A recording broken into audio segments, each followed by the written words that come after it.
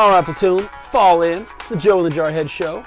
As ever, representing the United States Army, I am Joe. With me is... Hoorah! Jarhead, United States Marine Corps. The prettier of the two of us, I shall say. Truth? Thank you very much. Okay. Way to start off the show. Okay, today on the Joe and Jarhead, we have some awesome articles. The biggest headline that has been sweeping the major news networks. Oh, yawn. Biden, Trump, nothing burger. We're going to talk about this With because... special sauce. some special nothing sauce. Yes. We're also going to talk about New York City, Hong Kong City. Yep. We're going to talk about the GM strike. That's still going on. Mm-hmm. We're going to talk about some cancer some stuff. cancer research. Before we get into all that, I think we should talk about some history. I like it. So I come from a Navy family, which is why I went Army. And So you went from worst to sucky, or from sucky to worse. How does that work? yeah, who's your paycheck in the Marine Corps signed? Oh yeah, Department of the Navy. The men's department. Mm-hmm. Keep telling yourself that. Uh-huh. So this week in history, 1954, the USS Nautilus was launched, which was the world's first nuclear-powered submarine. Hoorah. That's cool. It was pretty cool. It was huge. I mean, for the time. Not so big anymore, but it was huge for the time. It was 300 feet long. That's nuts. Mm-hmm. 319 to be exact. But what made her different is that she was fueled by uranium instead of diesel, which meant that diesel engines require air. So they had to come up to the surface. Yeah, you scoot around on the surface on your diesel engines, and then when you submerge to fight, you're on batteries. Which means you can only stay underwater while you have batteries. A nuclear power plant doesn't require any air, so they could stay underwater foevers. Hoorah, nuclear power. Right? Way to get her done. Right? It's pretty awesome. This ship broke all kinds of records. Sorry, this boat. They're not ships, are they? I don't know. The Navy's pretty particular about this kind of stuff. I don't want to get it wrong. Yeah. It'll cause us to lose viewership more than I already do. It amazes me that so many of you tune in to see this face. Right? That's why there's probably more people listening on the podcast than Right? YouTube. I can ignore their faces. Anyway, this was the first boat to sail under the North Pole. Oh, that was the Nautilus. That was the Nautilus. Wow, that's cool. It was even. I mean, I think this one's cooler personally than its namesake, which was the Nautilus in the Jules Verne book, 20,000 Leagues Under the Sea. Oh, Captain Nemo. Captain Nemo. I'm Sorry. sorry. I have Finding kids. Nemo. Yeah, all I can see now when someone says Nemo is a little orange and white clownfish. Right. But the Nautilus, when it first set sail, it lasted for 15 years, and now our nuclear-powered ships, boats, sorry, whatever they are lasting upwards of 50 years, right? Yeah. The core lasts the life of the ship. It's amazing. Yes, it is amazing. crazy. It's really cool. We're so good at nuclear stuff. Other countries should copy us, except they shouldn't. No, let's guard nuclear secrets. What we should do is keep the nuclear power energy stuff going. Agreed. Your wind farms aren't working. No. It's going in the opposite direction. You really want to go. Yeah. We don't need to get into that. No. That's Let's save that for another day. Hoorah, Nautilus. Hoorah, Nautilus. 500,000 miles steamed in a 25-year career. 500,000 miles. That's awesome. When was this? This was 1954, and she retired in 1980. Wow. Not bad. Yeah. I was going to say, she probably lasted longer doing better than in my lifetime than I've tried to last over 30 years. I'm saying. Yeah. I'm already she doesn't broken. have the same aches and pains I do. Right. Then again, the Nautilus didn't jump out of planes for a living, so whatever. Shame on you. Right? What was I thinking? All right. What do you got? So the biggest headline tearing up the mainstream media is Biden, Trump, corruption, impeachment, Wake Ukraine. me up when you're done, dude. All right. It is a big nothing burger, and what I think that everybody needs to get out of this is that politicians are corrupt. Yes. More importantly, the Republicans and Democrats are corrupt. Now, I really hate speaking in absolutes. I hate to blanket everybody, but when it comes to Republicans and Democrats, there's like one or two that I can stomach. Most of them, they are corrupt. Yep. To be able to join the one of those only parties. variation I can see in the parties now is how quickly they want to spend your money. Like, no one's talking about shrinking government back to the size of the box it came in. Nope. They're only talking about how quickly do we want it to expand. With corrupt and evil ideals. So, A couple quick facts on what is going on with Ukraine. So Hunter Biden, who is the son of Joe Biden, Yep.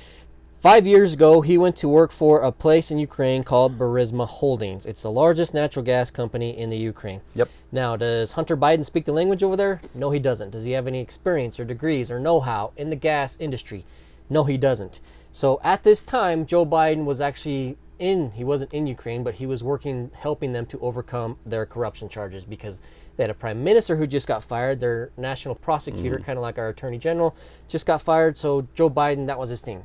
And all of a sudden, his son gets a job over there. To make matters worse, his son was on the Air Force 2. That doesn't really roll off the tongue, does it? Air Force 2 instead of Air Force 1? Yeah. Because it was a vice president, right? So they went on a trip to China. He shouldn't have been on the plane in the first place. But while they're in China, they sat down with some business makers. And lo and behold, Hunter Biden walks out with a big fat contract for China for this new company he's working with. So is there corruption going on? Yes. Is it bad juju? Yes. Is it illegal? Probably not. We don't want that kind of stuff in our government, but you're probably not going to find a law that says don't take your son on a plane with you to China to make shady deals. It's a bunch of nonsense. It is. It but is. If there's laws against it, I don't know what it is. And I don't think that's the point. The point is that there's corruption. So what happened now is that Trump found out about this. We got Rudy Giuliani involved. Rudy Giuliani called the new prosecutor over there by a name of Yuri Lutsenko, who was actually in prison not too long ago on corruption charges. He gets in some backdoor deals with Rudy Giuliani. They actually met like a couple times trying to strike up charges against Joe Biden. And this guy, Lutsenko, the main prosecutor there in Ukraine, actually got fired. And he started denying that he ever met with Rudy Giuliani, which was a bad deal because we keep records of all of that stuff. And then to top it all off, President Donald Trump did make a phone call to the president of Ukraine, President Zelensky, and he did ask for favors. He did use the word favor 4 times, and Trump did withhold $400 million of military aid to Ukraine. Did he do it to say, hey, you need to start looking at Joe Biden and find corruption, and then I'll give you this $400 million? We don't know. That's why this whole impeachment holdings is going on. Yep. So, the bottom line here, like I said, politicians are corrupt, but to me, the bigger fish here is that the mainstream media is also corrupt. Because they've been intellectually, morally bankrupt for years, for decades. And it's just, I don't know, it's so disheartening when you turn on the news, and if it's a leftist channel, you're going to find everybody supporting Biden, right? And supporting this impeachment against Trump. Yep. And you find your right-wing news media, and they're doing the opposite, going after Joe Biden. And it's just nonsense. Nothing's going to come of it. And if they do proceed with this impeachment, Democrats, you're going to lose. You are handing him re-election on a silver tray. Because this is not what the American public wants. It's not what we care about. It's really not. But, I mean, you're going to, oh man, they're going to hurt big time if they push for this. Because if it goes to the Senate, by law, in Senate judicial review, they can call anybody they want to. There's no laws on witnesses. Yep. So, Clinton, Comey, that other guy that got fired from the FBI, you're all going to come. Oh, yeah. And be, so. Good times. Oh, big corruption. But that's it. I mean, there's nothing else that we need to dig into this. There's a lot of nonsense of how much money Hunter Biden was making. Was he making $400,000 a month? Probably. Wouldn't surprise me. Other people are saying $600,000 a year. People are saying Joe Biden got the former prosecutor fired because he was trying to block his son from getting hired. It doesn't matter. It's corruption. Vote them all out. Every single one of them. I love that answer. Let's do that. Vote them all out. Start over. And this is the thing that me and you will continue to preach forever on this show. Vote third party. Democrats and Republicans have defiled our government enough. True statement. True statement. Vote them out. Word. All right. What's next? Hong Kong? Hong Kong, yes. Speaking of people who absolutely frickin' love liberty. Oh, holy man. crud. So China is about to celebrate their 70th anniversary of becoming a communist country. Ew. Yeah. I want a shower now. Yeah, kind of. And they are preparing a, seriously tight, military parade. Completely choreographed, start to finish, because it's China. Yeah. But this is I'm assuming it's gonna happen in Beijing. Right? Maybe. Or on the borders of Hong Kong right Yes. there? Oh Yes. my gosh. China. China. Yes. So Hong Kong is not happy about this. They're not happy. So there have been just a wave of demonstrations over the last few days, and the police have been really cracking down. No fatalities so far. Lots of arrests, lots of hospitalizations, lots of tear gas, rubber bullets, water cannons. I love the article I read because they were talking like how cool it is that the bent of the article was that Hong Kong is ungrateful. Ungrateful to what? Because they're allowed way more privileges than the average mainland Chinese. Well, of course they are. Because they're China's cash cow. How it actually said was that China has offered tiny Hong Kong certain liberties denied to citizens on the mainland, including freedom of expression, unfettered access to the internet, and an independent judiciary. Except you're really not. Because those aren't, certain liberties. It's not liberty if it's being offered by someone. A liberty is yours by right. It is yours because you are a person. Anything else is a privilege granted by a government.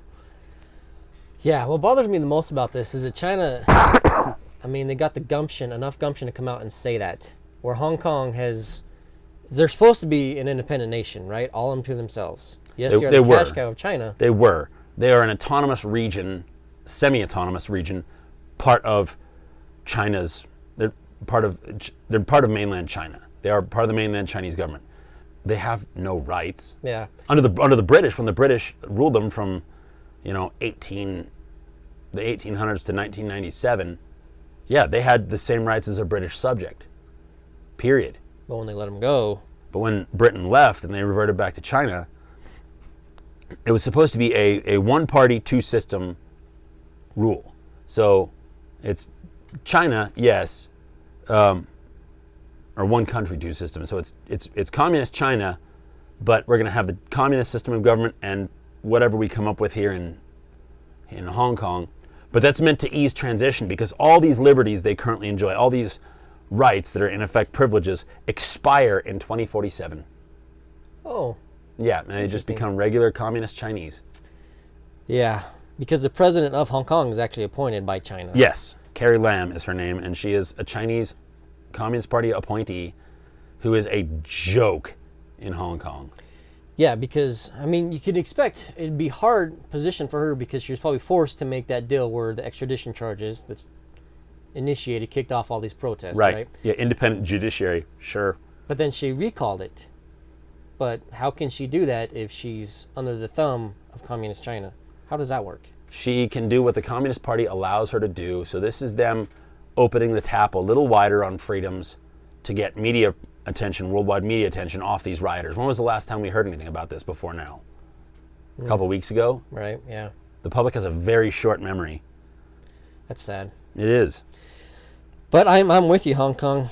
Definitely. Keep protesting. I'm with you. Yeah, do not give up. Seriously. Yep. And I got to say, you inspire me. We talked about you guys not too long ago with carrying the American flag, singing our anthem. That's you pretty inspire cool. me. Okay. What you got? I want to talk about New York City real quick. Do we have to? Because they hate the First Amendment. Well, yeah, they do. So, in New York City, you can no longer say illegal immigration and illegal alien because that denotes that you are trying to dehumanize somebody or humiliate somebody. Really? So you will be fined $250,000 if you use those derogatory terms. It's hate speech, brother. Don't you dare. Are you serious right now? Yeah, this is passed by the best mayor on the planet, Mayor Bill de Blasio. Wow. This is a thing, people. $250,000 for saying the words illegal alien? Truth. I'm not making this up. Signed into law by the mayor. Okay, so what if somebody escaped from Area 51 after the raid? He doesn't have citizenship papers. Is he not technically an illegal alien? Yeah, what if he gets to New York City and we're looking for the... Yeah. How'd that raid go, by the way? Did they find it? I think both people showed up. And...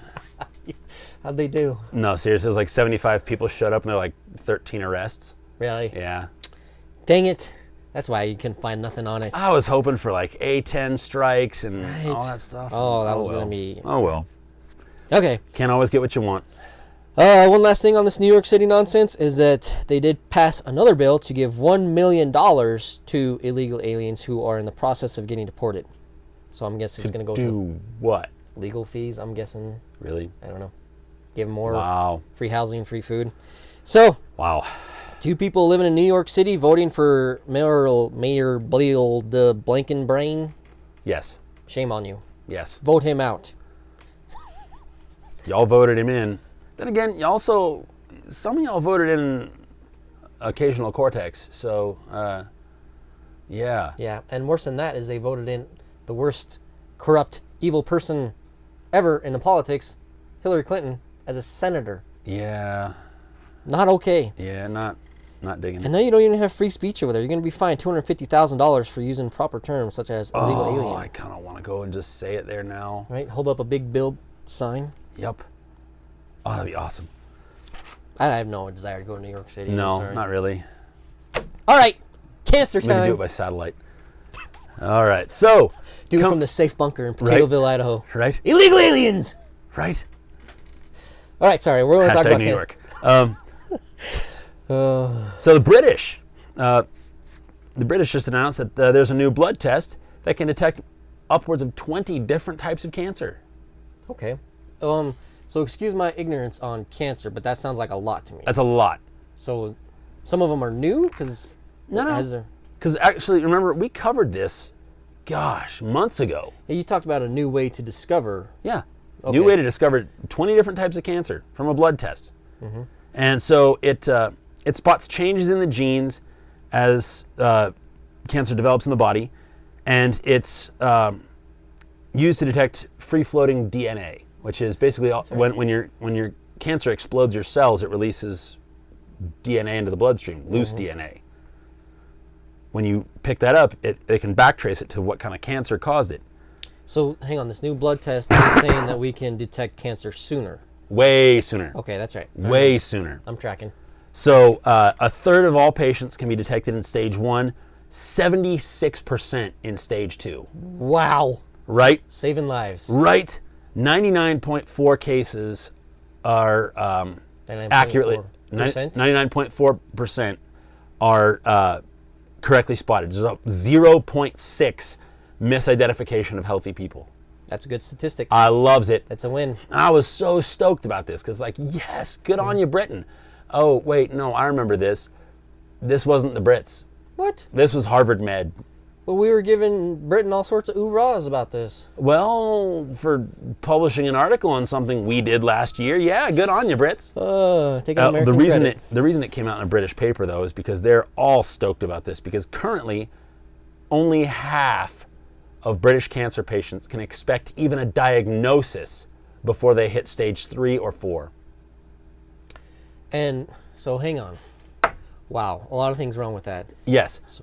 So half of the people that have cancer won't even get diagnosed, which means they won't receive treatment until they're at stage 3 or 4. Correct. And most people who have cancer at that time die. Correct. If you reach stage 3, Britain has the lowest international league survival rate for cancer. Britain does. Britain does. A first world country. A third world healthcare system. Why? Why? Socialized medicine, brother. They pump all their money into fixing sniffles and broken bones. There's no money in socialized medicine for innovation. This is despicable. I'm going to do more research before next week. I want to find out what medical advances in the last few decades have been made by Britain. So hang on. I'm suspecting not many. And they want to bring this same crap here? They want a universal health Universal healthcare, yes. So that we can be just like them. Yes. Start losing our cancer patients. Half. Stage 3 or 4 before you even get the diagnosis. And then it's a socialized medicine system, so your care is rationed because there's only a finite pot of money in medicine. So of those half how many are even considered worth beginning treatment as opposed to palliative care that keep them comfy while they die? Yep. And the other side of that coin is you got less people wanting to be doctors if they're going to make the same amount as... Yeah, why would you go into healthcare if you're just going to get more and more and more patients and no extra money for it? Mm-hmm. Yeah, you're going to make the same money as a doctor working 10 hours a week if you're working 60 hours a week. Socialized medicine, healthcare. Yep. Oh, there's no patient care because there's no time. You have all these patients you have to be responsible for. There's no individual patient care. You're just a number. Barely that. I can only imagine after the That debacle we went sucks. through with Obamacare and his website and all that. I know a lot of Brits who love the socialized medicine, who love the national health system that they have over there. I don't know many of those people that have cancer, though. Well, Probably because the ones with cancer are all dead. Yeah, or they don't know they have cancer because they can't look for it. Yeah. I'm so glad to live in America, dude. I'm so glad I live in even Potatoeville, Idaho, where I can go and get, diagnosed for anything 15 minutes after this show wraps. I love it. That's awesome. Moving on? Yep. Okay, I want to talk about the strike happening at General Motors. All right. They are entering 3 weeks. This company, General Motors, they are losing somewhere between $25 million to $50 million a day because of this strike. Now that sucks for them because it's going across 50,000 employees, 30 different sites, manufacturing sites, and that spans 9 different states. So this is no longer just affecting the top tier people like we think it is up at General Motors, people losing money. This is affecting our economy as a nation, because you think of the 50,000 employees who can no longer go out to eat, who are turning off their heat, who are riding bicycles because they can't even drive anymore. It's a ripple effect. It's affecting everybody now. So even if they were to reach an agreement, the union and the company now, the ripple effect is still going. So the economy as a whole is still going to suffer from this strike. So what triggered this? Yes, so what did trigger this? So last year, in 2018, General Motors made a profit of $500 billion. Now, General Motors does have a profit-sharing debacle nonsense. I'm not even going to pretend to understand how it works, but they do have profit sharing. Like some companies do. Amazon, Home Depot, they do the same thing. When we make so much money, you get so much money. But it's not working out in the workers' favor. They want more. Okay. So, on the other side of this is the CEO. Her name is Mary T. Barra, the CEO of General Motors, right? She makes $21 million a year. Good on her. Her board consists of 12 people, and this is fun. It's a gender-neutral board. So it has and always will have 6 men and 6 women on it. That's fun. Which, if you don't have one person of every race on that board, you are so racist. Right? It includes a Nazi, right? Because they exist. Oh, my goodness. So they all make a minimum of $5 million each, too, on this board. So you got people making dozens of millions of dollars at the top tier, and you got 50,000 employees making $20 an hour. And there's a lot to this. Like I said, I don't understand how the profit sharing works, and there's a whole benefit side to these things, and yeah, what kind of benefits do they get other than medical and dental, I don't know. I am unashamedly not a huge supporter of unions. I think that concept has reached its sell-by date. But I mean, if this is really a thing where they are not being treated fairly, by all means, cool, do it. Strike for better wages, strike for better treatment. That is your right, and I will never take that away, but hang on, because there's a lot of jobs that a robot could be doing for less money around the clock. So if you're employed in a dying industry, maybe consider that. I don't know. I'm not. Yeah, you bring up a good point. I'm with you with the unions. I believe there is a time and a place for unions, but more often than not these days, there's just not a need for them. But at the same time, this person is running a company that employs 50,000 people. What's that worth in terms of an hourly wage? Because you're responsible. Every decision is made by you. You are responsible for everything that company does or fails to do. I'd want 21 mil for that if I'm responsible for 50,000 people. Heck yeah! In a what, $500 billion industry? Profit. Yeah. Profit. Okay, well she's not making $500 billion. But there's a lot more people, right? So I got her, and then I got your 12 people on the board of directors. For me, yeah, I think that people at the top like her, there's no shame in making good money, but there is shame when you're thinking that the people who work for you don't deserve to make enough to have a decent lifestyle. And in this day and age, I'm not on board with the $15 minimum wage. I think that's going to backfire, but people it already has. People cannot survive in Potatoeville, Idaho off $15 an hour unless you're going to live in your mom's basement paying for your own food. You cannot afford a one-bedroom apartment in Potatoeville, Idaho $15 an hour, just one person.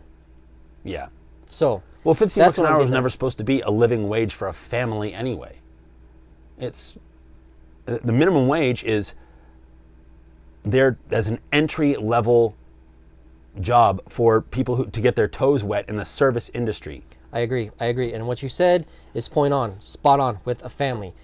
Minimum wage is meant to get you through college, meant to get you a stepping door into something bigger, right? Yes. But when you have a single person, a young kid coming out of high school who's trying to make his way, who can't survive off $15 an hour, and we're forcing him to continue to live in mom's basement, we're making the situation worse. We're growing that disparity between the upper tier level of these CEOs at $20 million okay, and these workers who are doing the job. We're growing that disparity. I don't think mandating $15 a minimum wage is the right answer. Like I said, that will backfire. But these people can make a difference. Do you really need $20 million an hour? $20 million a year? Yes, Sorry. I need $20 million an hour. I'll take that. I'll work one day. I will live the rest of my life comfortably. Thank you for showing up. You'll keep coming back. You would miss me. I would, but my aim is improving. So, that's where I'm at. I think that there is a lot of hypocrisy in these CEOs and CFOs. I think they are making this. I don't think there should be a GM anymore. A General Motors? Government Motors. No. Remember the bailout from the last administration? They should have been allowed to die. A lot just of like anybody else. Bailout should have never been a thing, period. Nope. Okay. That's another episode for another time. Wow. So did we depress everybody? Right. I love it. Woo. We'll do better next week. We'll do better. But we got to give the truth of what's going on. We have to. So. Yep. Somehow the truth isn't all that pretty. Okay, that was a good show. It was a good show. Hey, thank y'all for showing up. We love you guys. You're the best audience on the internet. We'll keep saying it. Love you guys. Platoon dismissed. Semper Fi.